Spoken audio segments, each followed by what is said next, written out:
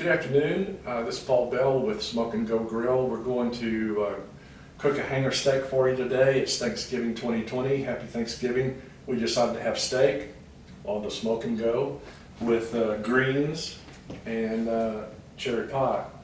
So what I did with this hanger steak is I marinated it overnight with Worcestershire, about a cup of Worcestershire, and a secret ingredient, sweet soy sauce. I also tenderized it. So we're not going to add any salt to it because the tenderizer is a little bit salty.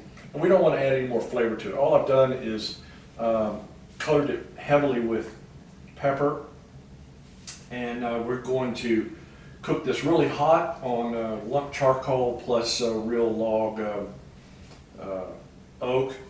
And our friends at Grill Grates sent us some grates to cook this on that fit really nicely on the Smoke and Go. So we'll see you out at the grill here in just a minute.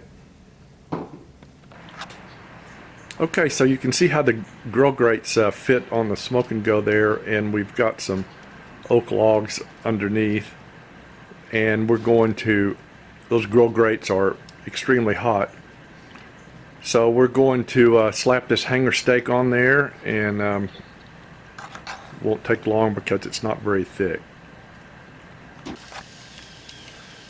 So the hanger steak is on the grill grates, and I know one purpose for the grill grates is to put the grill marks on there, but I don't think that's the best advantage of the grill grates myself. I like the fact that you can cook really hot but not burn the outside of your steak. So I'm going to cover it here, make sure it gets some smoke, and we'll be back in a minute. So we've covered the Smoke and Go with the top vent wide open so it'll stay really hot, but it's also letting that smoke circulate around that meat.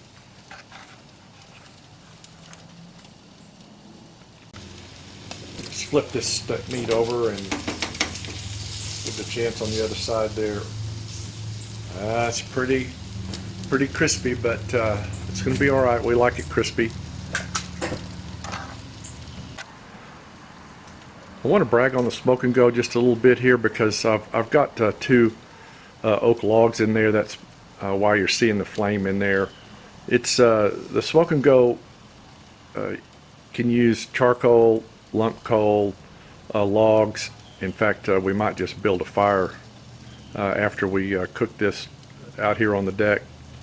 So it's very versatile, and it doesn't have any restriction on the fuel that you use, except no propane. Propane, no good. So I've closed down the vents just a little bit to slow the cooking. You can see that the flame is going out when I close up the vents. The meat temperature is 102. We'll wait for it to get up to 140, 145. Then let it rest. Just want to mention a word about cleaning up the Smoke and Go. It's stainless steel, 1mm stainless steel, so it cleans up with soap and water, Dawn soap. If you want to be more aggressive, you can use a mild abrasive. I'll clean it up with Dawn soap just to get the grease off of it. I don't worry about the patina. It is, after all, an outdoor grill.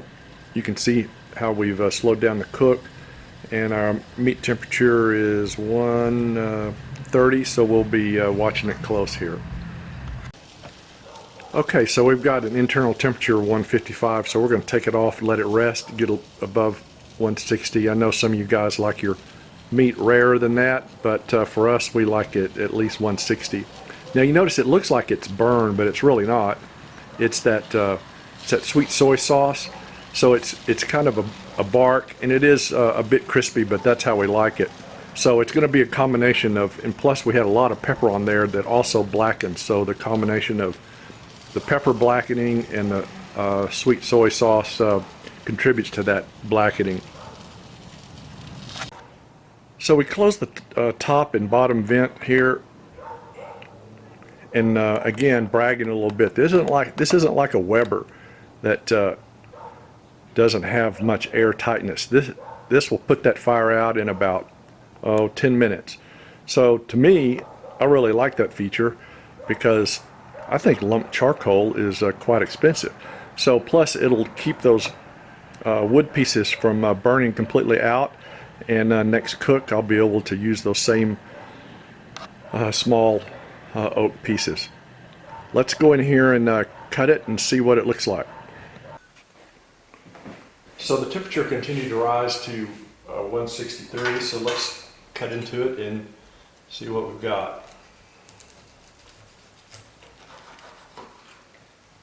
That's a little more done than I would prefer, but this is that's the smaller end of it, so it'll be a little more done than this thicker part. But it's going to be sweet and peppery at the same time. So let's eat.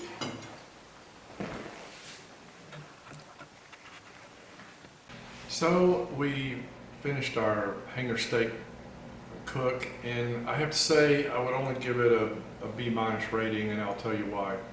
That hanger steak is a pretty marginal piece of meat. We're trying to determine ways to cook cheaper cuts of meat, have the flavor, have the tenderness. That's part of what this project is about. But I think that I will try a little bit different tactic on our next cook. I did not attempt to tenderize it very hard. I didn't do any pounding or small knife cutting on it with the tenderizer. I think I will do that the next time because we bought several pounds of this hanger steak, and we're going to try tenderizing it more thoroughly the night before. Still going to do an overnight marinade, but I'm going to do a very slow cook on the smoke and go, maybe 185 degrees, and do maybe a 4 or 5 hour cook like that. So, but I do want to thank our friends here at Grill Grate. You can look them up at grillgrate.com. I think the Grill Grate is a great addition to the smoke and go because you can cook meat really hot. I'll try it again with a flat piece of meat so we can work on getting those grill lines and cooking hot with the grill lines. But okay, so we'll see you next time. We're going to do a slow cook on the rest of that hanger meat, and we'll see how it goes. Thank you for watching.